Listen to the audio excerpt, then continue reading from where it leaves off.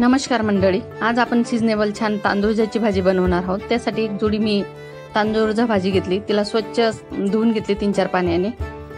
व इकडे एका साईडला मी कढई गरम करायला ठेवली, त्याच्यात लसूण फ्राय करून घेतला, लगेच जिरे फ्राय करून घेते। एका साईडला मी मोठा कांदा चिरून घेतला होता, तोही आता या गरम तेलात टाकून देते व छान गोल्डन ब्राउन होईपर्यंत त्याला परतवून घेते। या भाजीत मी जास्त खूप मसाले वापरत नाही, फक्त आपली लाल चटणी, हळद व मीठ, जिरे, लसण एवढंच वापरते।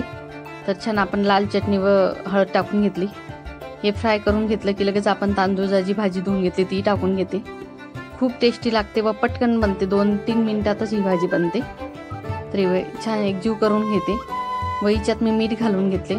बस आता चांगली परतवून घ्यायची व 2-3 मिनिटासाठी झाकण ठेवून तिला शिजवून घ्यायची। छान तयार आहे आपली तांदूळची भाजी। तर तुम्ही नक्की करून बघा। धन्यवाद।